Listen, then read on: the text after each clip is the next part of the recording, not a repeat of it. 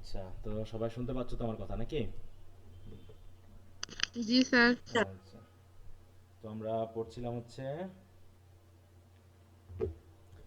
Paragraph অংশ, তাই না?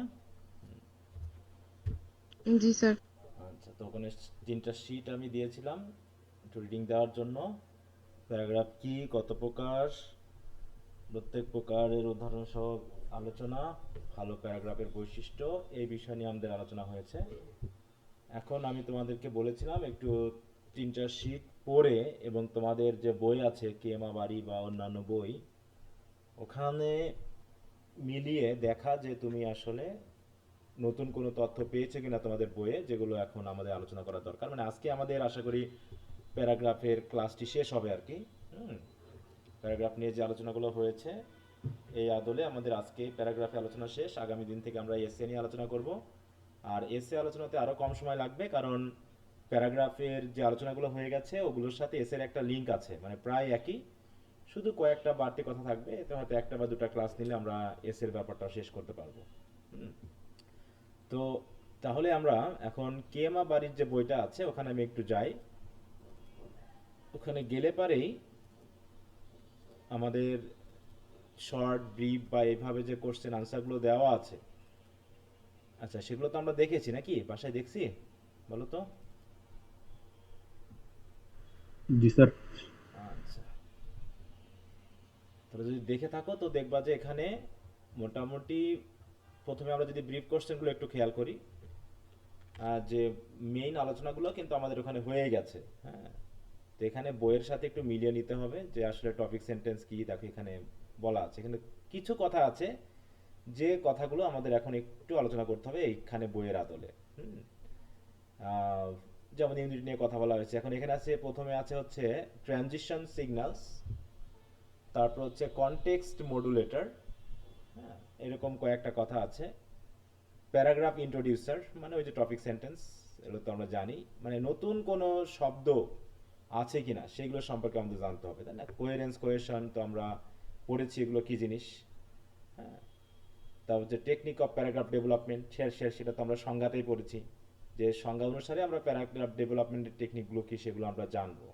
লিস্টিং প্যারাগ্রাফ কি, লিঙ্কার্সগুলো কি কি হয়, কম্পারিজন প্যারাগ্রাফ কি, তার লিঙ্কারগুলো কি কি হয়, কন্ট্রাস্ট প্যারাগ্রাফ কি, কন্ট্রাস্ট প্যারাগ্রাফের লিঙ্কার্সগুলো কি।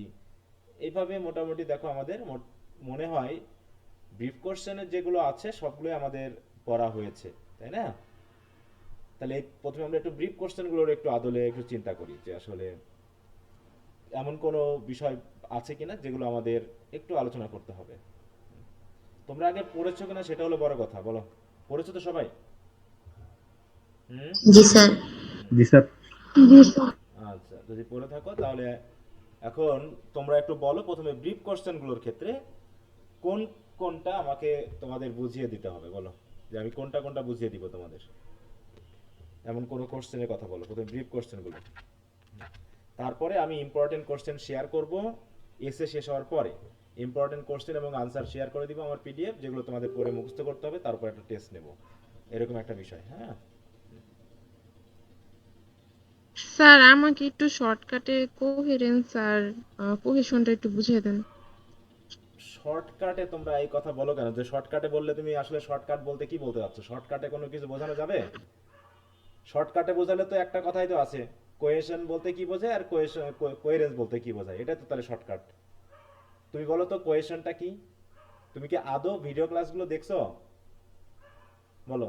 স্যার আমি ক্লাসে ছিলাম না, মানে একটু অল্প একটু বুঝছি। তাহলে তো হবে না। তাহলে কেমন করে বলো? তুমি যদি শর্টকাটে সব বোঝাতে হয়ে যেত তাহলে তো আমরা এত ক্লাস করার তো দরকার ছিল না, ছিল বলো? আর এই কোহেশন কোহেরেন্সের জন্য আমি বিশাল কয়েকটা পেজ দিয়েছি তোমাদের পড়ার জন্য। হ্যাঁ, এখন ওইটুকু না বুঝেই যে তুমি কোহেশন কোহেশন একদম শর্টকাটে বুঝে যাবা, এটা তো সম্ভব না। আমি বলতে পারি যে এটা এটা, কিন্তু বুঝতে হলে তো আমি বলেছি যে কোহেশন কোহেরেন্স বুঝতে হলে তোমাকে আরো পড়তে হবে, এটাও বলেছি আমি ক্লাসে, বলেছি কিনা বলো? যে আমি আলোচনা করেছি সেই সেন্সটাও তোমাদের ডেভেলপ হবে না। ডেভেলপ করতে হলে আরো পড়তে থাকতে হবে, পড়তে পড়তে তোমার ভিতরে এক ধরনের সেন্স তৈরি হবে, তখন তুমি বুঝবা যে কোহেশন আর কোহেরেন্স কি। আর ভিডিও ক্লাসে তো আমি বিস্তারিত আলোচনা করেছি, ওগুলো তো দেখতে হবে। তো তুমি যদি ক্লাসে না থাকো, রেকর্ড ক্লাসেও তো আলোচনা হয়েছে, হয়নি? বলো। জি স্যার। তাহলে ওটা মানে দেখোনি, তুমি দেখছো? এবং ওটা নিয়ে তো না আমি স্যার, এক্সাম্পল নিয়ে আলোচনা করেছি, 3টা এক্সাম্পল দিয়েছি যে কোনটায় কোহেশন ভালো হয়েছে, কোনটা কোহেরেন্স ভালো হয়েছে। এরকম একই প্যারাগ্রাফের 3টা লেখা দিয়ে আমি বুঝিয়েছি যে আসলে এটা বলতে কি বোঝায়। এটা এত সোজা না যে তোমাকে আমি একটা সেন্টেন্সে বলে দিতে পারবো। ওরকম একটা সেন্টেন্সে তাহলে বলাই আছে। তুমি কি শিটগুলো পড়েছো? বলো। এখন যদি না তোমাকে স্যার, বলি যে তুমি তুমি আমাকে এক সেন্টেন্সে বলো যে কোহেশন কি আর কোহেরেন্স কি, এটা তুমি বলতে পারবে আমাকে এখন এক সেন্টেন্সে? না তাহলে তুমি পড়োইনি। একটা আছে কি বলো তো, কেউ বলতে পারবা কি বলা হয়েছে? যে কোহেশন এবং কোহেরেন্সের এক সেন্টেন্সে একটা কথা বলা আছে। কোনটা হচ্ছে ইউনিটি অফ আইডিয়া আর কোনটা হচ্ছে ইউনিটি অফ কি কি বলা আছে বলো দেখি, কেউ একজন বলো, কেউ বলতে চাচ্ছিল মনে হয়। হুম। কোহেরেন্স হচ্ছে ইউনিটি অফ আইডিয়া হুম। আর আর গ্রামাটিক্যাল সিস্টেম হচ্ছে কোহেশন। হ্যাঁ, তাহলে এই যে সিম্পল, তাহলে এক কথা এইটুকুই, তাহলে এইটুকু যদি এক কথা হয় তাহলে তার মানে তুমি বিষয়টাকে পড়োনি, এই জন্য তুমি বলতে পারতেছো না কিছু। ঠিক আছে, একটু পড়তে হবে তো, না পড়লে তোমার তো বিষয়গুলো ঝামেলা থেকেই যাবে। এত বিস্তারিত করে আলোচনা করা হচ্ছে, তারপরে যদি তোমরা একাগ্র নয়, এই যে আজকে ক্লাসে আছে মাত্র মনে করো 17-18 জন বা সর্বোচ্চ 20-25 জন হবে, বাকিরা যে ক্লাস করুন এরা বুঝবে কেমন করে? 2 দিন পর ক্লাস ছেড়ে পালাতে হবে যে স্যার আমি কিছুই বুঝি নাই, আমি আপনার কথা বুঝতেছি না, আপনার পড়াও বুঝতেছি না। আর বুঝবা কেমন করে যদি তুমি কোহেরেন্স ঠিক না রাখো, তোমার ক্লাসের ধারাবাহিকতা ঠিক না রাখো ক্লাসের? হঠাৎ করে এসে তো ক্লাসে ঢুকলে তো আপনি বুঝবা না যে স্যার কি বলতেছে। এত ইজি হলে তো ভালোই হতো, হাজার হাজার ফেল করতো না। হুম। আচ্ছা, একটু পড়তে হবে, ঠিক আছে? জি স্যার। হ্যাঁ, আর এখানে তো কোহেশন কোহেরেন্স নিয়ে কোশ্চেনে তো আলোচনা আছেই। ওই যে বললাম তুমি এক কথায় বললা, তোকে এক কথায় একজন বলে দিল যে এক কথা বলতে এটা। এখন তুই বলো স্যার আমি তো বুঝি নাই, এই বোঝানি তো আর এক কথা দিয়ে বোঝানো যাবে না। এটার জন্য অনেক কিছু লাগবে, অনেক সেন্স লাগবে, তাই তো? একটা বিষয়ের গুছিয়ে বোঝানোর মতো ক্ষমতা লাগবে। অতএব এর জন্যই তো পড়তে হবে বেশি বেশি। ওকে, তো যাই হোক, আমি তাহলে যে এখানে যেগুলো মোটামুটি নতুন আছে আমি সেগুলো একটু বুঝিয়ে দিই। যেমন হচ্ছে ট্রানজিশন সিগন্যালস, বাকি উপরেরগুলো মনে হয় সব পড়া আছে, তোমরা শুধু বলবা যে পড়া আছে কি নাই। ট্রানজিশন সিগন্যালস বলতে কি বোঝায়? সিগন্যাল বলতে কি বুঝি আমরা, বলো তো? What is the meaning of signal? সংকেত। হ্যাঁ, একটা সংকেত। সংকেত। সংকেত। আর ট্রানজিশন মানে কি বলো তো? ট্রানজিশন মানে, ট্রানজিশন পরিবর্তন। ট্রানজিশন মানে পরিবর্তন। পরিবর্তন। পরিবর্তন বা রূপান্তর, তাই তো? মানে একটা জায়গাতে পরিবর্তন হয়ে যাবে, একটা জায়গাতে গিয়ে একটা জিনিস আরেকটা রূপ ধারণ করবে বা আরেকটা অবস্থানে যাবে। এই লিঙ্কটা দেওয়া, মনে করো আমি এখন একটা ইয়ার লিখলাম, ঠিক আছে তো? আই অ্যাম ইল বাট, এই যখন আমি বাট শব্দটা ইউজ করেছি তখন কি আমি ইলের সাথে রিলেটেড কোনো শব্দ দিব নাকি ইলের বিপরীতে কোনো শব্দ দিব? বিপরীতে।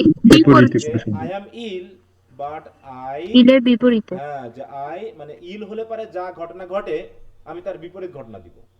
যে I am ill but I am ready to join the game. তাহলে কি অসুস্থ হলে মেইনলি গেমে জয়েন করার কথা না, কিন্তু এই বাট বলতেছে যে না আমি এখন একটু ভিন্ন কথা বলতে যাচ্ছি। আজ আমি বাট না দিয়ে এখানে কি দিতাম? অ্যান্ড দিতাম। তাহলে কি সিগন্যাল করতো আমাকে বলো তো? একই একই বিষয়। ওর সাথে সেম তাহলে জিনিস। তাই তো? I am ill and I can not join, তাই তো? তো এরকম করে একটা সংকেত, একটা সেন্স দান করবে। এরকম অনেক লিঙ্কার্স রয়েছে, অনেক ফ্রেজ রয়েছে, অনেক সেন্টেন্স রয়েছে যেগুলো আমাদেরকে বোঝাবে। দেখো বলছে কি, যেটা হতে পারে কোনো ওয়ার্ডস অর ফ্রেজ, হ্যাঁ, transition signals are linking words, হ্যাঁ, অথবা linking phrases that connect our ideas and add cohesion in our writing. এই যে কোহেশনটা কোথায় বুঝতে পারছো? যেটা লিঙ্ক এসেছে, আমি যদি এটা দিতাম তাহলে কি আমার কোহেশন ঠিক হতো? যে I am ill and I am ready to join the game, এটা কি কোহেশন ঠিক হলো? না। হ্যাঁ, যে তুমি অসুস্থ, তুমি আবার গেম খেলতে কেমন করে রেডি হও বলো? বাট হবে কিনা, একটা বিপরীত সেন্স আসবে। তার মানে এখানে একটা ঘাটতি রয়েছে যেটা আমাদের কোহেশন এবং কোহেরেন্সকে ঠিক রাখছে না। দুটাই কিন্তু এখানে প্রযোজ্য। হ্যাঁ, তো এখানে আইডিয়াগত মিলল না, গ্রামাটিক্যাল গতও মিলল না। হ্যাঁ, তো এরকম ব্যাপারটা যে transition signals are linking words or phrases that connect our ideas and cohesion to our writing. They indicate to the reader the relationship between sentences. ওই যে আগের সেন্টেন্সের সাথে পরের সেন্টেন্সের বা ক্লজের সাথে পরের ক্লজের লিঙ্কটা কেমন, অথবা বিটুইন ফ্রেজেস, সেটা হতে পারে between sentences, between phrases, making it easier for the reader to understand our ideas. প্যারাগ্রাফে কেমন হতে পারে, যে বিটুইন সেন্টেন্সেস আর বিটুইন প্যারাগ্রাফস, সরি, হ্যাঁ, তাহলে সেন্টেন্স মানে এই যে আমি সেন্টেন্স দিলাম বা ক্লজ দিলাম, আবার আমি বলতে পারি কি যে I am ill and I am ready to, এটা তাহলে আমাদের মিলছে না কথাটা, তাহলে আমি কি করবো এই জায়গায় বাট দিব, তাই না, বাট দিব। কিন্তু যদি মনে করো আমি এটাকে এইভাবে লিখি যে I am ill yet I am ready to join the game, এটা হবে না? এটা তো চলবে নাকি? হবে। হ্যাঁ, দুটো সেন্টেন্সকে আমি কিন্তু আমি যুক্ত করেছি এরকম ভাবে, যেটা হতে পারে সরাসরি লিঙ্ক কনজাংশন হতে পারে, সরাসরি কোনো লিঙ্কিং ওয়ার্ড হতে পারে, কানেক্টর হতে পারে, যে কোনো ধরনের হতে পারে, যে মোটামুটি দুটো সেন্টেন্স বা প্যারাগ্রাফের মধ্যে একটা লিঙ্ক তৈরি করবে। হ্যাঁ, making it easier for the reader to understand our ideas, আমাদের আইডিয়াগুলোকে আর আন্ডারস্ট্যান্ড করার জন্য। ডিসকোর্স মার্কার্স ওই একই জিনিস, ওই ট্রানজিশনাল সিগন্যাল হিসেবে যারা কাজ করে ওইগুলোই ডিসকোর্স মার্কার্স হিসেবে কাজ করে। হ্যাঁ, এটাও ওই যে কোহেরেন্স কোহেশনটা অ্যাড করে দেয়। দেখো বলছে কি, বিশেষ করে দেখো ডিসকোর্স মার্কার্স আর words or phrases such as however or furthermore, হ্যাঁ, that provide a connection between ideas in written language. ওই একই কথা কিন্তু, linking words, transition signals, discourse markers, কথাগুলো ঘুরে ফিরে সব একই। দেখো লিঙ্কার্স, এগুলো একই জিনিস। They are use to indicate one topic has finished and a new one is beginning. It adds coherence to our writing. দেখো কোহেরেন্স কোহেশন ঠিক রাখার জন্য এগুলো জরুরি। আবার লিঙ্কার্স মানে একই কথা, লিঙ্কার্স আর ওয়ার্ডস আর phrases that connect one idea or sentence of a paragraph with another, they connect the ideas logically. হ্যাঁ, তারপর ইউনিটি কি, ইউনিটি হবে কি, ওই যে টপিক সেন্টেন্সের সাথে বডি, তাই তো, সাপোর্টিং আইডিয়ার এবং সাপোর্টিং আইডিয়ার সাথে কনক্লুডিং সেন্টেন্সের লিঙ্ক থাকতে হবে, এটা হচ্ছে ইউনিটি। এগুলো কি আমরা পড়েছিলাম তো নাকি, ধরতে পারছো তো? বলো। জি স্যার। তো ধরে পারতে হবে কথাগুলো, এখন তোমাদের বোঝার কথা। এবার আমি আসছি, তাহলে আমি এগুলো পড়াচ্ছি না, যাচ্ছে হচ্ছে কনটেক্সট মডুলেটর। কনটেক্সট মডুলেটর কি এইটা একটু জানা দরকার। কনটেক্সট মডুলেটর আসলে আমরা কখন ইউজ করি? দেখো, আমরা যদি বিশেষ করে কম্প্যারিজন কন্ট্রাস্ট প্যারাগ্রাফ লিখি, হ্যাঁ, কম্প্যারিজন অর কন্ট্রাস্ট প্যারাগ্রাফ, অথবা cause or effect paragraph, advantage অথবা ডিসঅ্যাডভান্টেজ, মেরিট অর ডিমেরিট, তাহলে কয়টা করে তথ্য থাকছে বলো তো এই জায়গায়? দুটা করে, তাই না? যেমন বললাম কি, cause and effect, causes and effects of mobile phone, ঠিক আছে তো, মোবাইল ফোনের কারণ এবং ইফেক্ট আলোচনা করব। তাহলে এখানে আমি মোবাইল ফোনের কয়টা তথ্য দিব? দুটো তথ্য দিব। একটা প্রথমে আমি কজ আলোচনা করব, তারপরে কিছু কথা কজ দেওয়ার পর তারপরে আমি কি আলোচনা করব? ইফেক্টস আলোচনা করব, তাই না? তাহলে আমি মনে করো কজ দিয়ে 5টা সেন্টেন্স লিখছি আর ইফেক্ট দিয়ে 5টা সেন্টেন্স লিখছি। তাহলে আমি যখন কজের 5টা সেন্টেন্স লেখা শেষ করব, করার পর যখন ইফেক্টে আসব, এখানে তখন একটা ট্রানজিশন ঘটবে না, যে এখন আমি আর কজ নিয়ে কথা বলবো না, আমি এখন ইফেক্ট নিয়ে কথা বলবো, তাই তো? এরকম একটা সেন্টেন্স দিয়ে কিন্তু আমাকে বিষয়টাকে বোঝাতে হবে যে আমি আর কজ নিয়ে কথা বলবো না, এখন আমি ইফেক্টের কথায় প্রবেশ করছি।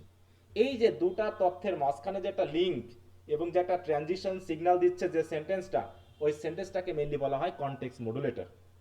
যেখানে একটা তথ্য শুধু, যদি প্যারাগ্রাফে শুধু আমরা দেখাই cause, sorry, cause and effect of mobile phone কেন বললাম আমি, কি জানো একটা, ওই যে একটা ওয়ার্ড এখান থেকে বাদ পড়ে গেছে, দেখছো, effect of the abuse of mobile phone. হ্যাঁ, মিলছে না কেন, অ্যাবিউজ অফ মোবাইল ফোন মানে কেন অ্যাবিউজ করার কারণ কি, ইফেক্ট কি। এখন যদি মনে করো আমি এটা শুধু ইফেক্ট যদি দেখাই, তাহলে এখানে কয় ধরনের তথ্য হবে বলো? শুধু এক ধরনের তথ্য। তাহলে এখানে কি আমার ওই কনটেক্সট মডুলেটর প্রয়োজন আছে, যে আমি এখন নতুন তথ্যে যাব বা নতুন ধারণায় যাব? এখানে কিন্তু প্রয়োজন না। তার মানে যে প্যারাগ্রাফে আমরা একই সাথে দুই ধরনের তথ্য অ্যাড করব, যেমন হচ্ছে merits and demerits of social media, তারপরে ধরো বললাম হচ্ছে comparison and contrast between football and cricket, ঠিক আছে, advantages and disadvantages of satellite channel. এই যেখানে দেখো কয়টা করে তথ্য হচ্ছে, দুটা করে। হ্যাঁ, এই দুটা করে তথ্য, তাহলে দুটা করে তথ্য দেওয়ার ক্ষেত্রে আমরা যখন প্রথম তথ্য দিয়ে শেষ করে আমরা যখন দ্বিতীয় তথ্যে আসবো, তখন মাঝখানে যে একটা ট্রানজিশন সিগন্যাল হিসেবে একটা সেন্টেন্স ইউজ করব, সেটাকে আমরা মেইনলি বলে থাকি হচ্ছে কনটেক্সট মডুলেটর। হ্যাঁ, তো দেখো আমরা যদি একটু বলি, দেখো context modulator are sentences that provide a smooth transition between two sets of idea. হ্যাঁ, it is through a context modulator the writer passes from one group of developers to the other. Developers মানে কি জানা আছে? Developers কোনগুলোকে বলে, মনে আছে তো? বলো তো, developers কোনগুলো, কোথায় ইউজ করা হয় প্যারাগ্রাফের? বডিতে স্যার। বডিতে, তাই তো? এখানে এগুলো কি থাকে, আমার সাপোর্টিং সেন্টেন্স, তাই না? যে টপিক সেন্টেন্সের আদলে আমি যে সেন্টেন্সগুলোকে দিব সেইগুলোকে ডেভেলপারস বলা হয়। তাহলে ওই যে অ্যাডভান্টেজ নিয়ে যে আলোচনা, যে ডেভেলপার, সেটা দেওয়ার পর আমি যখন ডিসঅ্যাডভান্টেজ নিয়ে যে ডেভেলপারগুলো দিব বা সেন্টেন্সগুলো দিব, সেখানে পাস করার জন্য আমি এই ধরনের সেন্টেন্স ইউজ করব, যেটাকে পরিচিত হবে কি নামে? কনটেক্সট মডুলেটর নামে। ঠিক আছে তো? It is therefore a kind of link between two sets of ideas. এটা আসলে দুই ধরনের আইডিয়ার ভিতরে একটা লিংক হিসাবে কাজ করে। ঠিক আছে? কি ক্লিয়ার তো এখানে, নাকি না বুঝলে বলবা?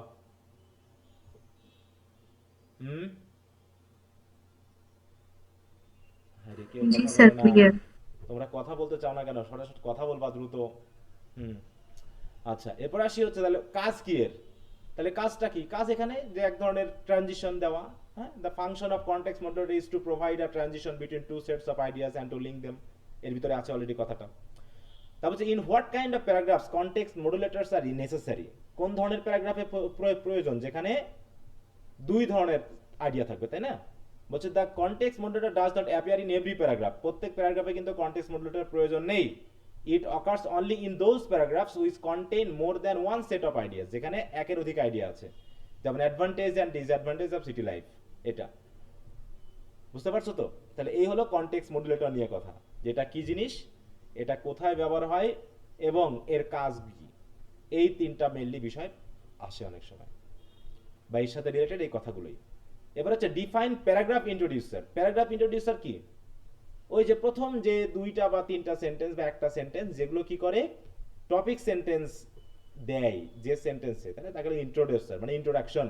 তাহলে paragraph introducers are sentences that open the paragraph and establish the topic and focus of the paragraph. What is the function of a paragraph introducer? একই কথা। The function of a paragraph introducer is to provide a smooth transition from preceding paragraph. মানে আমরা যখন এসে লিখি, একটা এসেতে কয়টা paragraph থাকতে পারে বলো তো? একটা এসেতে একাধিক 4-5টা মিনিমাম 5টা থাকবে। বলা হচ্ছে মিনিমাম 5টা থাকবে।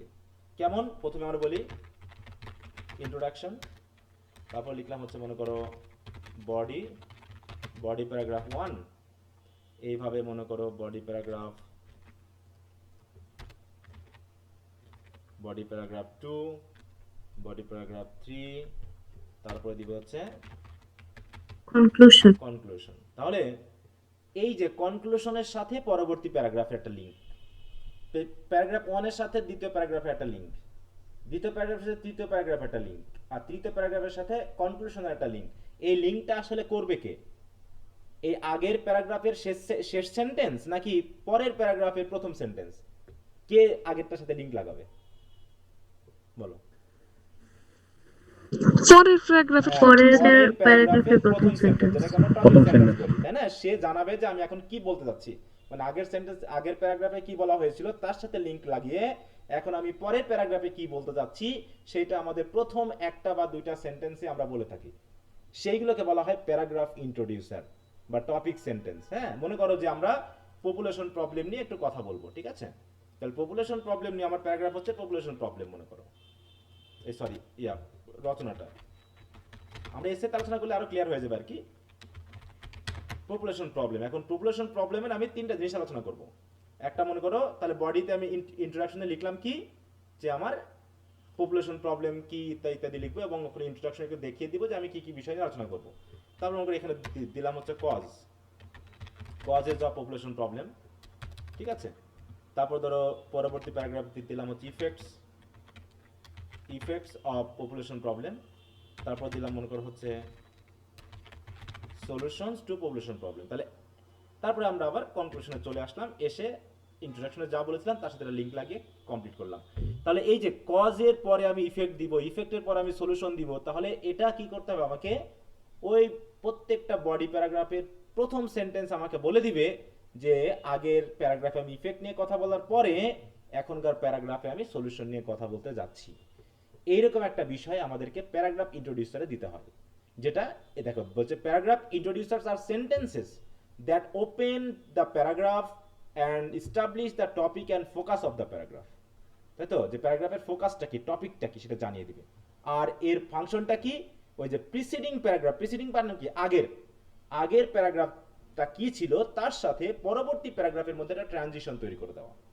তাহলে the function of a paragraph introducer is to provide a smooth transition from preceding paragraph to the present paragraph, মানে বর্তমান প্যারাগ্রাফের সাথে আগের প্যারাগ্রাফের একটা লিংক তৈরি করে দেওয়া। এটাকে বলা হচ্ছে আমাদের প্যারাগ্রাফ ইন্ট্রোডিউসার। ক্লিয়ার তো নাকি বলো? জি স্যার। ভিডিও ক্লাসগুলো দরকার হলে কয়েকবার দেখবা, ঠিক আছে, এবং বইগুলো পড়ার সাথে সাথে বিষয়গুলোকে আত্মস্থ করে নেবা। হ্যাঁ, এরপর যে টার্মিনেটর, তাহলে ইন্ট্রোডিউসিং এই যে প্যারাগ্রাফ ইন্ট্রোডিউসার থাকে হচ্ছে প্রথমে। এবার টার্মিনেটর কি, টার্মিনেটর মানে তাহলে শেষ করা, তাই না? টার্মিনেটর তাহলে কি করে, ওই যে আমাদের কনক্লুশনে আসে যে terminators are sentences that conclude the idea in the paragraph and bring it to a close. তার মানে তুমি কনক্লুডিং প্যারাগ্রাফে বা কনক্লুডিং যে দুইটা সেন্টেন্স বা একটা সেন্টেন্স দিচ্ছ, সেই সেন্টেন্সগুলোই হচ্ছে আসলে টার্মিনেটর, মানে তুমি ওটাকে শেষ করছো। তাহলে টার্মিনেটর প্যারাগ্রাফের কোথায় থাকে, শুরুতে না শেষ লাইনটা হয় টার্মিনেটর? শেষ লাইন।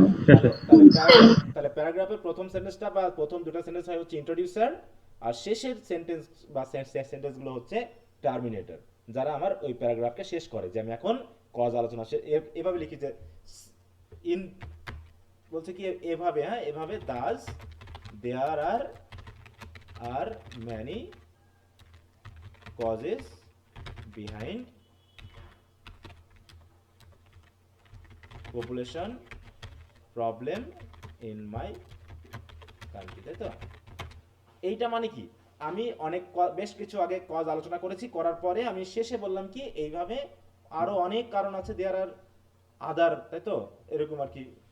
এটা দিয়ে আমি শেষ করা মানে বুঝতে হবে আমি আর কজ নিয়ে আলোচনা করতে যাচ্ছি না, আমি এখন ইফেক্ট নিয়ে কথা বলতে যাচ্ছি। ঠিক আছে, তাহলে এইটাকে বলা হচ্ছে আমাদের টার্মিনেটর, সে আমাদের প্যারাগ্রাফটাকে শেষ করলো। তাহলে আবার দেখো বলছে কি, terminators are sentences that conclude the ideas in the paragraph and bring it to a close. They summarize the contents of a paragraph logically and signal the completion of one aspects of the presentation. মানে প্রেজেন্টেশনের একটা aspect শেষ হলো, মানে cause শেষ হলো, আমি এবার চলে যাবো ইফেক্টে। ঠিক ইফেক্টেও আমি প্রথমে ইন্ট্রোডিউসার দিব, তারপরে বডি প্যারাগ্রাফে কিছু আলোচনা হবে, তাই তো, বডিতে, তারপরে আবার আমি টার্মিনেটর দিব কনক্লুডিং সেন্টেন্সে, যে হ্যাঁ না এভাবে আমরা পপুলেশন প্রবলেমের দ্বারা নেগেটিভলি ব্যাপকভাবে এফেক্টেড হচ্ছি, দিয়ে দিলাম।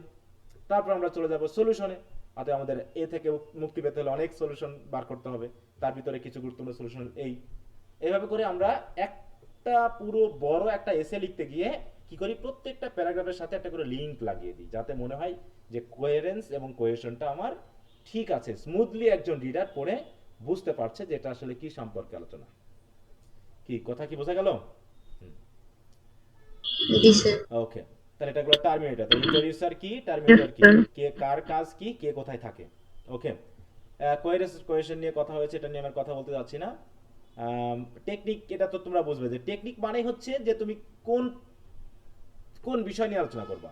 এই যে দেখো এখানে আমরা ডেফিনেশন প্যারাগ্রাফ পড়েছি, তার মানে ডেফিনেশন ওয়েতে একটা প্যারাগ্রাফ আমি লিখতে পারি, ক্লাসিফিকেশন দিয়ে লিখতে পারি, কম্পারিজন কন্ট্রাস্ট দিয়ে লিখতে পারি, প্রসেস প্যারাগ্রাফ লিখতে পারি, ডেসক্রিপশন বা ডেসক্রিপটিভ প্যারাগ্রাফ করতে পারি, ন্যারেটিভ প্যারাগ্রাফ করতে পারি, কজ অ্যান্ড ইফেক্ট প্যারাগ্রাফ। তার মানে তুমি একটা প্যারাগ্রাফ লিখতে গিয়ে কি ধরনের মেথড ইউজ করছো এবং তোমার প্যারাগ্রাফটা কি ধরনের হবে, সেইটাকে বোঝাতে আসলে বলা হচ্ছে টেকনিক অফ প্যারাগ্রাফ ডেভেলপমেন্ট। হ্যাঁ, তো প্যারাগ্রাফ ডেভেলপমেন্ট কিভাবে কি করে এটা বোঝা গেল। লিঙ্কার্স কি সেটা তো জানো, এবার লিস্টিং প্যারাগ্রাফে কি কি লিঙ্কার থাকে এটা তো আর বোঝানোর কিছু নাই, তোমরা এমনি বুঝতে পারবা। নতুন নতুন তথ্য বলতে এখানে আর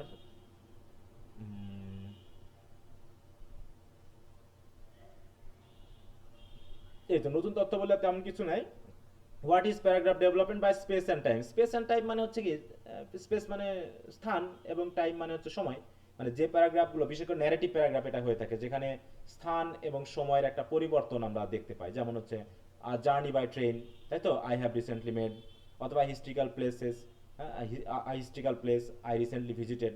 তাহলে তুমি এগুলো যখন বর্ণনা করো তখন কি থাকে, এক ধরনের টাইম স্পেসের একটা পরিবর্তন থাকে, তাই না? যে আমি বাসা থেকে উঠলাম, ট্রেন ভ্রমণের জন্য টিকিট কাটতে স্টেশনে গেলাম সকাল 10টার সময়, সেখান থেকে ট্রেনে উঠলাম 11টার সময় ট্রেনে উঠে আমি 3টার সময় পৌঁছালাম। এখানে কি ট্রেন 3টার সময় আমি শহরে পৌঁছালাম, তাহলে এখানে কি টাইম এবং স্পেস উভয়ের কি একটা পরিবর্তন আসছে না? বলো। তাহলে এই কথাটা বলছি যে জি sir. Paragraph development by space and time indicates differences that derive from geographical location and changes brought about by the passage of time, টাইমের পরিবর্তন। তাহলে এই হচ্ছে আমাদের মোটামুটি আলোচনার বিষয়গুলো ছিল। তো এখন তোমাদের আমি আরো 1 মিনিট সময় দিলাম, যদি তোমাদের কাছে মনে হয় যে এই ব্রিফ কোশ্চেনগুলোর মধ্যে কোনোটা যদি এখনো বুঝতে না পারো আমাকে একটু সাড়া দিবা। তোমাদের জন্য আমি 1 থেকে 2 মিনিট টাইম দিলাম, তোমরা একটু চোখ বুলিয়ে নাও, হ্যাঁ, পুরোগুলোর উপরে। তারপরে আমরা শর্ট কোশ্চেন নিয়ে একটু কথা বলবো, যেগুলো নতুন বলে মনে হবে সেগুলো, বাকিগুলো তো আলোচনার বিষয় আছে।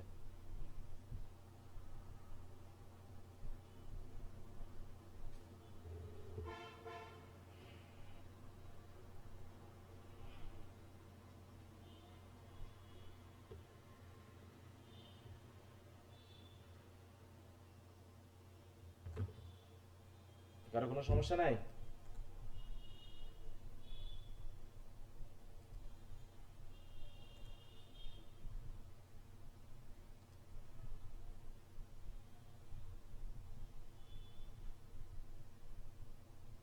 না স্যার। ওকে, ভেরি গুড। তাহলে আমরা এবার একটু শর্ট কোশ্চেনে যাই, 2-3টা শর্ট কোশ্চেন, যেমন ইফেক্টিভ প্যারাগ্রাফ বা গুড প্যারাগ্রাফের বৈশিষ্ট্য কি ছিল তা আলোচনা করেছি। স্ট্রাকচার অফ এ প্যারাগ্রাফ কি কি থাকে, ইন্ট্রোডাকশন, বডি, কনক্লুশন, এটা আলোচনা হয়েছে। টপিক সেন্টেন্স কি, এখানে কি হয়, টপিক সেন্টেন্সের কাজগুলো কি, তাই না? দেখো, গুড টপিক সেন্টেন্স কি করে, এগুলো সবই কিন্তু আলোচনা আমাদের হয়ে গেছে। এখন তোমাদের কাজ হচ্ছে জাস্ট যতটুকু পড়ে তোমরা নিজে বুঝতে পারো এবং না বুঝলে আমাকে বলতে পারো যেটা আমি বুঝি নাই। হ্যাঁ, তাছাড়া আসলে এখানে আর তেমন আলোচনা করার কিছুই নাই। এই যে কোয়েশন এবং কোয়েরেসের মধ্যে পার্থক্য কি, শর্ট কোশ্চেন হিসাবে এটা খুবই গুরুত্বপূর্ণ। গুড কন্ট্রোলিং আইডিয়া কি টপিক সেন্টেন্সে থাকে। What you mean by the body of a paragraph, বডিতে কি কি থাকে। ফাংশন অফ প্যারাগ্রাফ ডেভেলপার, কি কাজ করে, কনটেক্সট মডুলেটরের কাজ কি, দেখো এগুলো।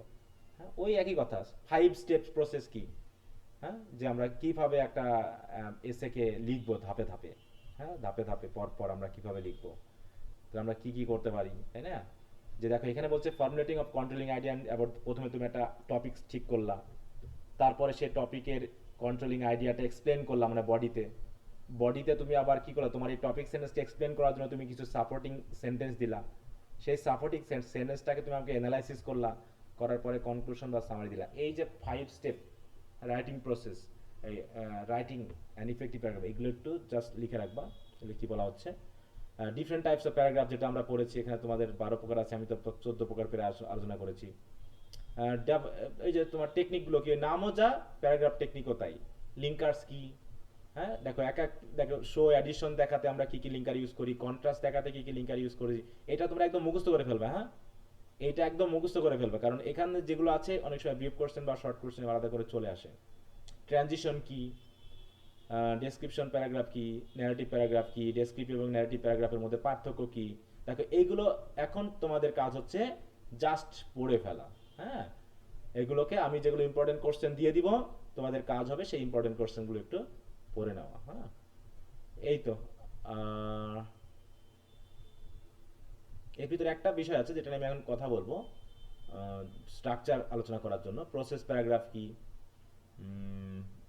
দেখো ট্রানজিশন, হ্যাঁ, শুরুতে আমরা কি ইউজ করি, কন্টিনিউইং প্রসেস, এন্ডিং প্রসেসে আমরা কি কি ধরনের লিঙ্কার ইউজ করি, এগুলো দেখতে হবে। এসে এবং প্যারাগ্রাফের মধ্যে পার্থক্য কি, পার্থক্য বোঝার জন্য আমাদের এসেটা পড়ে তারপর আমরা এটাতে আসবো। তারপর যে টপিক সেন্টেন্স দেওয়া আছে অনেকগুলো, এখন এর ভিতরে কমন আসতে পারে না আসতে পারে, কিন্তু টপিক সেন্টেন্স এখানে যা লেখা আছে সেগুলো পারফেক্ট টপিক সেন্টেন্স হয়নি আর কি, জাস্ট সেন্টেন্স লিখে রাখছে, ভালো হয়নি এগুলো টপিক সেন্টেন্স। তো এই হচ্ছে মোটামুটি আমাদের প্যারাগ্রাফ নিয়ে একটু আলোচনা। হ্যাঁ, যেগুলো আমরা এতদিন ধরে করলাম তার এখানে তোমাদের বইয়ে দেওয়া আছে। এখন তোমাদের বিষয়টা হচ্ছে ভালোগুলো মানে যেগুলো বোঝোনি বা বুঝতে এখনো সমস্যা হচ্ছে সেগুলোকে আলাদা করে ফেলা এবং সেগুলো নিয়ে আমাকে কথা বলতে দেওয়া। হ্যাঁ, আচ্ছা, তাহলে এখানে একটা বিষয় আমি একটু কথা বলে নিই, তারপরে আসি, যদি তোমাদের কোনো ব্যাপার থাকে সেটা নিয়ে কথা বলবো। এইখানে how is cause and effect paragraph developed, এটা একটা। আর আরেকটা হচ্ছে কম্প্যারিজন এবং কন্ট্রাস্ট প্যারাগ্রাফের পসিবল স্ট্রাকচার কেমন হবে। স্ট্রাকচার কেমন হবে, হ্যাঁ, এই স্ট্রাকচারের মধ্যে দুটো নাম আছে, দেখো, একটা ব্লক মেথড আর একটা হচ্ছে point by point method. Block method এবং পয়েন্ট বাই পয়েন্ট মেথড, এটা কি সবার বই আছে? সবার কাছে কি বই আছে তো নাকি? বলো। স্যার। হুম। জি স্যার। Yes sir. প্রথমে আমাকে বলো যে কম্প্যারিজন এবং কন্ট্রাস্ট প্যারাগ্রাফ কি, সেটা আমাকে একটু বলো তো একজন। What is comparison and contrast paragraph? Sir যখন সাদৃশ্যগুলো পার্থক্য করা হয় তখন সেটা হচ্ছে কম্পারিজন, আর যখন বৈসাদৃশ্যগুলো মানে ডিসিমিলারিটিস পার্থক্য করা হয় তখন সেটা হচ্ছে কন্ট্রাস্ট। পার্থক্য না দেখানো হয়, তাই তো, শো। যখন তুমি জি সিমিলারিটি শো করবা তখন সেটা হচ্ছে কম্প্যারিজন, কম্প্যারিজন। আর যখন ডিসিমিলারিটি শো করবা তখন সেটা হচ্ছে কন্ট্রাস্ট। কন্ট্রাস্ট। এখন তুমি যখন কম্প্যারিজন এবং কন্ট্রাস্ট দেখাবা তখন তুমি দুইভাবে একটা প্যারাগ্রাফ লিখতে পারো। মনে করো একটা প্যারাগ্রাফ তোমাকে লিখতে বলা হয়েছে এভাবে যে বলা হলো এরকম যে right write a contrast paragraph on rural life and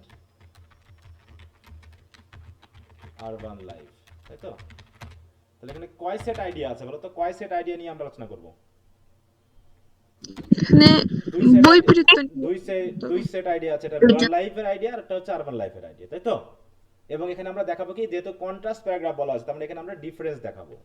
তাহলে ডিফারেন্স দেখাতে হলে আমরা নিশ্চয়ই যেগুলো মিল না সেইগুলো আনবো। তাহলে এই আলোচনাটা আমি দুইভাবে করতে পারি। একটা হলো ব্লক মেথড, মানে দুটার জন্য আলাদা ব্লক তৈরি করে নেওয়া। তাহলে এখানে আমার দুটা ব্লক লাগবে, ঠিক আছে তো? ব্লক নাম্বার 1, যেখানে শুধু আমি আলোচনা করব কাকে নিয়ে? রুরাল লাইফ নিয়ে, ঠিক আছে তো? তারপরে হলো ব্লক 2, যেখানে আমি আলোচনা করব কি নিয়ে? আরবান লাইফ নিয়ে। আরবান লাইফ নিয়ে। তাহলে প্রথমে আমি প্রথম ব্লকে আমি রুরাল লাইফ নিয়ে আলোচনা করলাম, তারপরে ব্লকে আমি আরবান লাইফ নিয়ে আলোচনা করলাম। আর এই দুটার মাঝখানে কি আসবে বলো তো? দুই আইডিয়ার মধ্যে লিংক লাগানোর জন্য, ট্রানজিশন করার জন্য কি আসবে মনে আছে? টু সেট অফ আইডিয়াকে লিংক করার জন্য একটা টার্ম আছে, সেটা কি? পড়ে আসলাম কিছুক্ষণ আগে।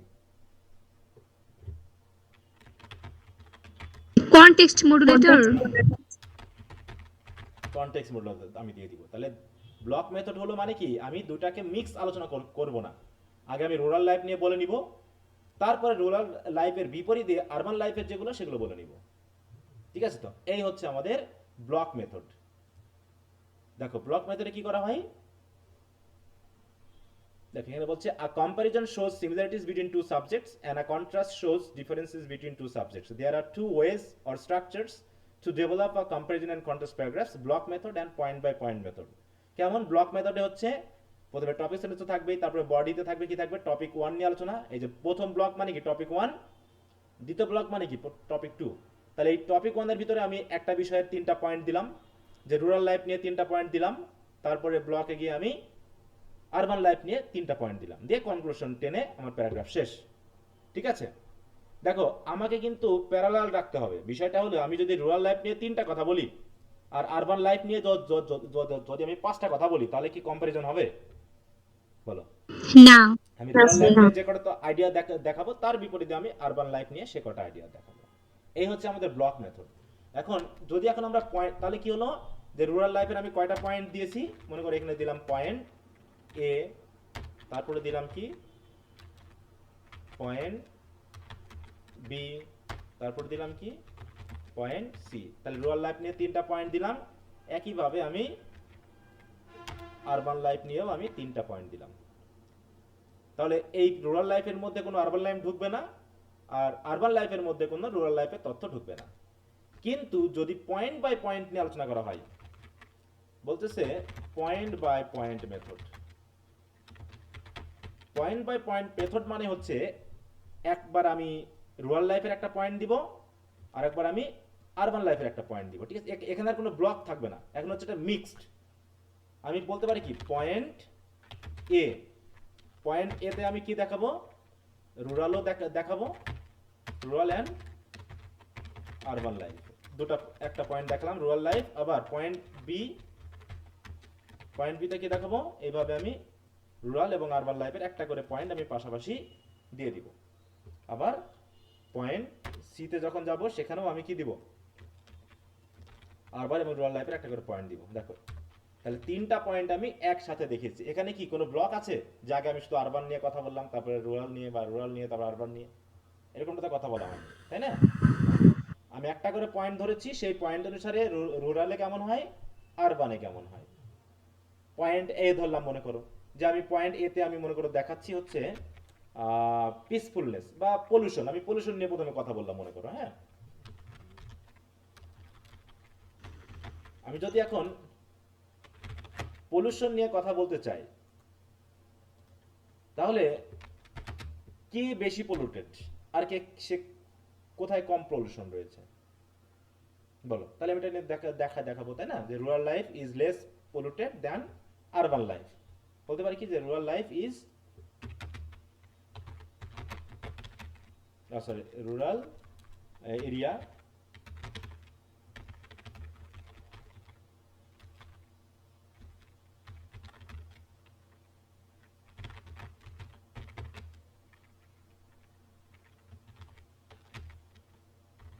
দিয়ে বিকজ দিয়ে আমি দেখাচ্ছি তো ইত্যাদি। তাহলে এখানে কি আমি একটা বিষয় নিয়ে কথা বলেছি নাকি দুটারই একটা টপিক নিয়ে কথা বলেছি বলো? দুইটারই একটা টপিক, দুইটারই একটা টপিক নিয়ে কথা আর বলতাম। এখানে আমি করলে কি কি করতাম, এখানে আমি বলতাম রুরাল লাইফ হ্যাঁ is not so much polluted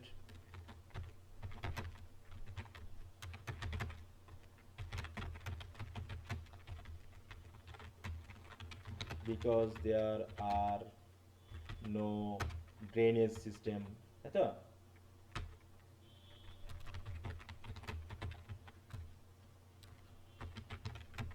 or flying of well run vehicles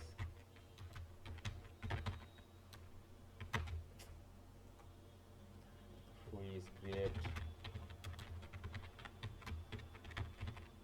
smoke and sound। তাহলে আমি এখানে কি আমি আরবান নিয়ে কোনো কথা বলেছি এই জায়গায়? না স্যার। না স্যার। এখানে আমি এভাবে একটা পয়েন্ট দিব, তারপর আরেকটা পয়েন্ট দিব, যেখানে দিব পিসফুল, গ্রিন, এখানে দিব এখানে কৃষি কাজ করে মানুষ অধিকাংশ, এইভাবে দিয়ে আমি রুরাল লাইফ নিয়ে কথা বলতেছি। আর এটা করতে হলে আমাকে আবার এই জায়গায় যে আমি যদি এখানে পেশা দেখাই, প্রফেশন দেখাই, তাহলে কি দিব, যে রুরাল লাইফে অধিকাংশ মানুষ মানে গ্রামে ভিলেজে অধিকাংশ মানুষ কৃষি কাজ করে এবং সাথে সাথে অন্যান্য পেশা আছে, আর শহরে গেলে অধিকাংশ মানুষ চাকরি করে। তাহলে আমি এক পয়েন্টে দেখাবো। কিন্তু যখন আমি এইভাবে ব্লক মেথডে আসবো, তখন এখানে আমি ফার্মার টার্মার দিব, আর এখানে আমি আমাদের এইভাবে দিব। তাহলে এখানে হচ্ছে কি যে জাস্ট একই প্যারাগ্রাফকে আমি দুই ভাবে উপস্থাপন করতে পারি, একটা হচ্ছে ব্লক মেথড, একটা হচ্ছে পয়েন্ট বাই পয়েন্ট। তাহলে টপিক সেন্টেন্স প্রথমে হবে, তারপরে বডিতে কি দিব, first one and then the other. তাহলে পয়েন্ট ওয়ান, টপিক 1 2। দেখো পয়েন্ট ওয়ানে রুরাল লাইফ নিয়ে কথা, আরবান লাইফ নিয়ে কথা। পয়েন্ট বিতে রুরাল লাইফ নিয়ে কথা, আরবান লাইফ নিয়ে কথা। পয়েন্ট সিতে রুরাল লাইফ নিয়ে কথা, আরবান লাইফ নিয়ে কথা। এভাবে তিনটা পয়েন্ট দিয়ে আমি আমার প্যারাগ্রাফ শেষ করে ফেললাম।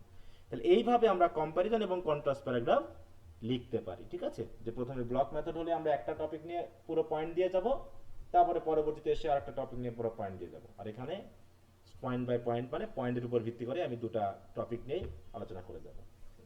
দেখো বিষয়টা মাথায় আসছে কিনা যে আমি আসলে কি বলতে চাইলাম বা এখানে কি বলা হয়েছে, বুঝতে পারছো? জি স্যার। এখন বলো তো জি স্যার। কোন মেথডে, এখন বলো কোন মেথডে আমাদের কনটেক্সট মডুলেটর লাগবে, পয়েন্ট বাই পয়েন্ট মেথডে নাকি ব্লক মেথডে? ব্লক মেথড, হ্যাঁ, ব্লক ব্লক মেথড। মেথডে। Block method. কারণ এখানে আমাদের ট্রানজিশন করার কিছু নাই, তাই না? কারণ আমরা সবগুলো একসাথে জড়িয়ে কথা বলছি। আর এখানে আমাদের একটা ব্লকে একটা বিষয় হয়েছে, তারপর ট্রানজিট করে আমি আরেকটাতে যাব। তার মানে এখানে ট্রানজিশনের মানে কনটেক্সট মডুলেটরের প্রয়োজন আছে। হ্যাঁ, এই বিষয়গুলো একটু খেয়াল করবা। এরপর হচ্ছে তাহলে এখন কম্পারিজন কন্ট্রাস্ট প্যারাগ্রাফের পার্থক্যটা কেটে দেখবা। এখানে এবার আমরা যাচ্ছি হচ্ছে কজ অ্যান্ড ইফেক্ট প্যারাগ্রাফ আমরা কিভাবে লিখবো, কজ অ্যান্ড ইফেক্ট প্যারাগ্রাফ। হ্যাঁ, এখানেও আমরা দুটা মেথডে যাব, দুটা বা তিনটা মেথড আছে, এরপর মেনলি তিনটা মেথড বলা হয়। যেমন হচ্ছে দেখো এখানে কি বলছে, there are three basic methods of organizing cause and effect paragraph. First to discuss both the cause and effect of an issue simultaneously or one after the other. হয় তুমি কজ তারপর ইফেক্ট, তারপরে কজ তারপর effect, cause তারপর effect দেখাচ্ছ, যে প্রথমে cause দেখালে ওই কজেরই ইফেক্ট দেখালা, আবার কজ দেখালে আবার ইফেক্ট দেখালা, এভাবে হতে পারে। অথবা প্রথমে কজ দেখাই দিলা শুধু, আর সামারিতে গিয়ে শুধু ইফেক্ট দেখালা, অথবা শুধু ইফেক্ট দেখাই দিলা, এখানে গিয়ে শুধু কজ দেখাই দিলা। মানে তোমার প্যারাগ্রাফে তুমি কাকে ফোকাস করবা, এখানে তুমি কজ এবং ইফেক্ট সমপরিমাণ দেখাচ্ছ, যতগুলো কজ ততগুলো ইফেক্ট, ঠিক আছে, যতগুলো কজ ততগুলো ইফেক্ট। আর এখানে যখন তুমি যাবা, যখন তুমি কজকে ফোকাস করছো, তখন তুমি কজ বেশি দেখাবা না ইফেক্ট বেশি দেখাবা, বলো? যখন তোমার ফোকাস কজ বেশি কস বেশি দেখাবো। দেখো তুমি কজ বেশি দেখাচ্ছ দুই তিনটা, ইফেক্ট শুধুমাত্র সামারিতে বলে যাচ্ছ। একইভাবে ইফেক্টে গিয়ে কি কি তুমি ইফেক্ট দেখাচ্ছ অনেকগুলো, যদি ইফেক্ট প্যারাগ্রাফ হয়ে যায় তাহলে ইফেক্ট দেখাবে অনেকগুলো, সামারিতে বা কনক্লুশনে গিয়ে একটা কজ দেখাই দিলা। তাহলে এরকম ভাবে আমরা তিনটা মেথডে আসতে পারি কজ অ্যান্ড ইফেক্ট প্যারাগ্রাফ লিখতে গিয়ে, ঠিক আছে? এটা তোমার উপর ডিপেন্ড করবে যে আসলে তুমি সবগুলো কি সমপরিমাণ দিবা, যতগুলো কজ ততগুলো ইফেক্ট, নাকি তুমি কজকে ফোকাস করে ইফেক্ট কম দিবা, বা ইফেক্টকে ফোকাস করে কজ কম দিবা, সেটা তোমার উপর ডিপেন্ড করবে, ঠিক আছে না? এই হচ্ছে স্ট্রাকচারাল ব্যাপার, একটু ভালো করে পড়ে নিবা। এই তো মোটামুটি আলোচনার বিষয়গুলো ছিল। আর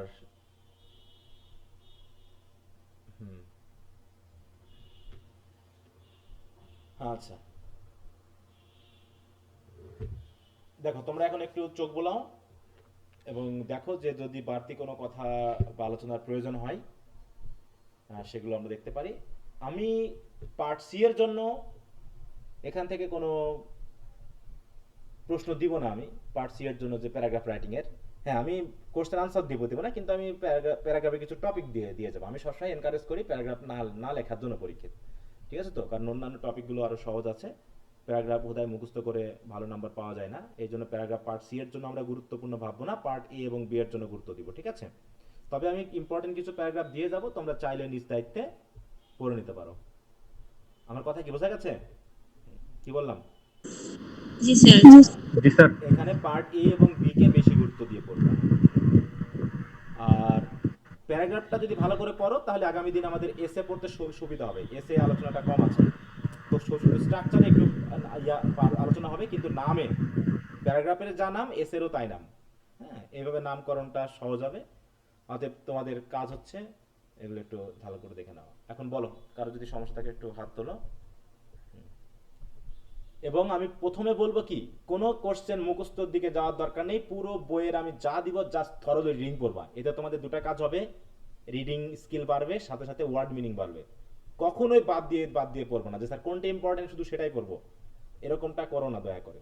এটা হচ্ছে ইংলিশ ল্যাঙ্গুয়েজ শেখার একটা বড় উপায়, যে তুমি বাদ দিয়ে না পড়ে পুরোটা পড়ছো, যে তুমি অন্তত একটা বই পড়ার পর বুঝবে যে এই বইয়ের আমি সবগুলো ওয়ার্ড জানি, সবগুলো ওয়ার্ড আমার জানা হয়ে গেছে, এরকম একটা বিষয়, তাই না? তোমরা ধরো মানে তোমাদের এটা কত মাস চলছে বলো তো আমার কাছে পড়ার? দ্বিতীয় মাস। দ্বিতীয় মাসের এটা আজকে হচ্ছে কত নম্বর ক্লাস? 5 নম্বর ক্লাস। আজকে হচ্ছে 27, এটা হচ্ছে 5 নম্বর ক্লাস, ঠিক আছে? তাহলে দ্বিতীয় মাসের, তাহলে এইখানেই দেখাচ্ছে যারা শুরু থেকে আছো আর যারা পরে যুক্ত হয়েছে এদের মধ্যে কিন্তু একটা পার্থক্য তৈরি হয়ে গেছে অলরেডি, ঠিক আছে তো? আবার অনেকে যারা পরে যুক্ত হচ্ছে বা পরে ভর্তি হচ্ছে কলেজে, তাদেরও কিন্তু একটা সমস্যা হয়ে আছে, হ্যাঁ, যে তারা দেখাচ্ছে এই বিষয়গুলো ধরতে গেলে ওদের ইয়া হয়। আর যারা রেগুলার ক্লাস করছো না, তারা ক্লাসে মানে এখানে যুক্ত আছো ঠিক আছে, কিন্তু পারতেছো না, পারবা না, এটাও একটা সমস্যা। অতএব পড়াশোনা করতে হবে, এটা হলো বড় কথা। ওকে, আচ্ছা তোমরা একটু দেখো 2 মিনিট, হ্যাঁ আমি একটু কল ধরছি, একজন কল দিয়েছে।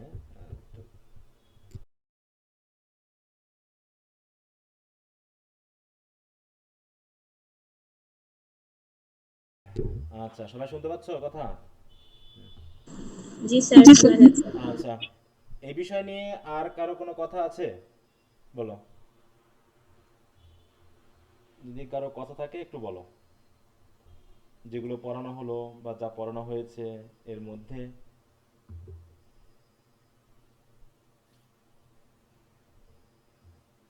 তাহলে আগামীকাল ক্লাস নিব, তোমাদের সাথে কথা আছে তো নাকি? আগামীকাল ক্লাস নেওয়ার জি স্যার আছে। কয়টার থেকে সময়? না হ্যাঁ, কয়টার সময় ক্লাস? 8:30। 8:30। হ্যাঁ, 8:30 তোমাদের মানে ক্লাস তার কথা আছে, অবশ্যই যুক্ত হবা। তবে এখন হচ্ছে তোমাদের কাজ হলো আগামী দিন পর্যন্ত, যেহেতু আগামীকালকে আমরা এসে নিয়ে কথা বলা শুরু করব, তাই তোমাদের কাজ হলো এই প্যারাগ্রাফ নিয়ে আবারও আমার শিটগুলো একটু রিভাইজ করো। আবার একদম পার্ট এ এবং পার্ট বি, এখানে যতগুলো কোশ্চেন আনসার আছে জাস্ট রিডিং দাও এবং তুমি বুঝেছো কিনা সেটা বলো। দিয়ে আগামী ক্লাসে ওটা আলোচনা করব, যদি তোমাদের কোনো সমস্যা থাকে তারপরে আমরা চলে যাব হচ্ছে এসেতে। ঠিক আছে? যেহেতু আজকে আর কোনো কথা নাই, তাহলে আর বাড়তি কিছু বলার সুযোগ নাই, তোমরা বরং একটু ওইগুলো একটু রিভাইজ দাও। হ্যাঁ, এতক্ষণ। স্যার হ্যাঁ, বলো। হুম। ওই যে আমাদেরকে 2 জুন হইতে 14 দিন সময় দিয়েছিলেন রিডিং স্কিলের হ্যাঁ, এক হ্যাঁ, হইতে হ্যাঁ, 29টা পেজেস করার জন্য। হ্যাঁ, কি স্যার অবস্থা ওগুলা তোমাদের? তো করা হয়েছে ঈদের আগেই, এটা চেঞ্জ করে যে আরো তো 27টা বাকি আছে পেজেস, ওগুলা আচ্ছা, দিলে ভালো হইতো। না তোমরা পড়তে থাকো, যাদের যাদের বেশি আছে বা যাদের বইয়ে যা আছে তোমরা পড়তে থাকো। ওই জন্য তো আমি তাহলে ওটা দিয়ে দিব, 29 পর্যন্ত তো আছে নাকি? তারপরে থেকে একটু পড়ে নিবা, আমি আবার দিয়ে দিব। দিয়ে একদিন একটা ক্লাস নিব, নিয়ে যদি কারো কোনো প্রবলেম থাকে ওই প্যাসেজগুলোতে, সেগুলো নেওয়ার পর একটা টেস্ট নিব তোমাদের। আচ্ছা, আমি লিখে দিব ওটা। হ্যাঁ, দিয়ে একটা কতদিন পর্যন্ত দেওয়া আছে? আচ্ছা, 29 পর্যন্ত। তাহলে তোমাদের বইয়ে আছে কত পর্যন্ত বলো তো? 56।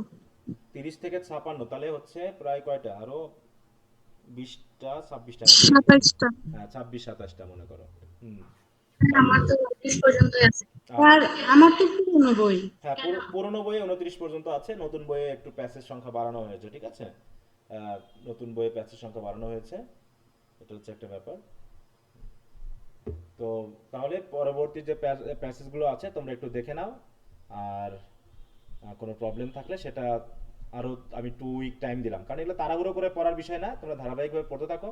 তারপর যখন আমরা আবার রিডিং স্কিলসে আবার ফিরে আসবো এক সময়, দিয়ে আমরা পার্ট বিতে পড়াশোনা শুরু করব, তখন আমাদের হবে। আসলে এখানে বলার কিছু নাই, জাস্ট তোমাদের যত বেশি রিডিং করবা তত রিডিং অ্যাবিলিটি বাড়বে এবং দক্ষতাটা বাড়বে, ওয়ার্ড মিনিং বাড়বে যত বেশি পড়া যায়। ঠিক আছে?